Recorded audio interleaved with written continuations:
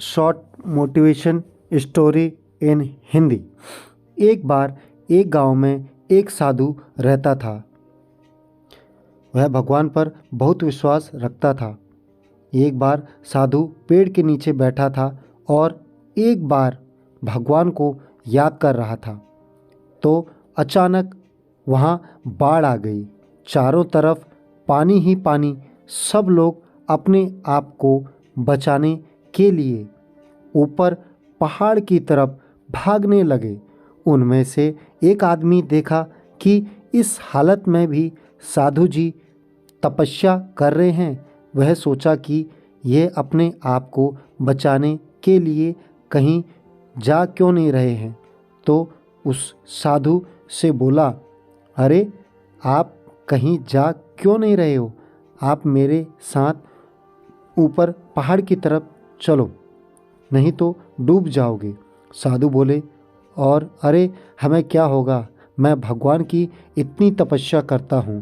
दोस्तों, इस स्टोरी को आप आगे समझिएगा कि किस तरीके से भगवान आपकी मदद करने नहीं आता, किसी न किसी को आपके लाइफ के अंदर भेजता है। तो आगे क्या बोलते हैं सुनिएगा। मुझे कुछ नहीं हो सकता, मुझे अपने भगवान अपने आप बचाएगा। धीरे धीरे पानी साधु के कमर तक आ गया।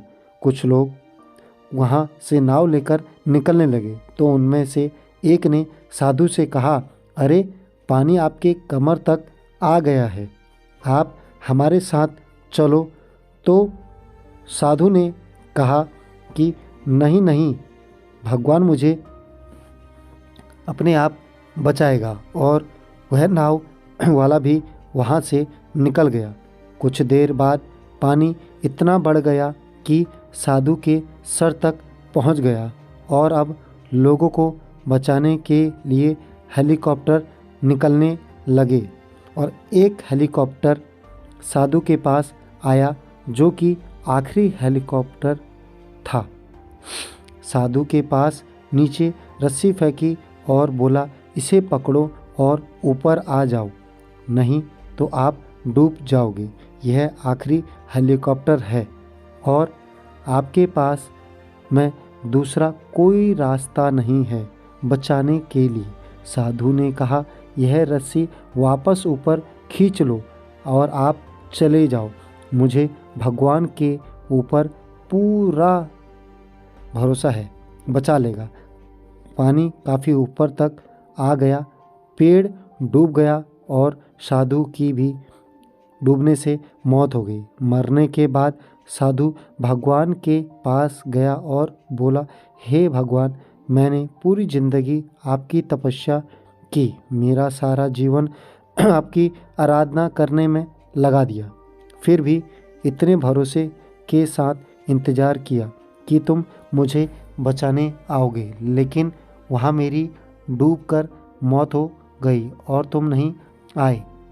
ऐसा तो भगवान बोले, मूर्ख इंसान, एक नहीं 3 बार आया था।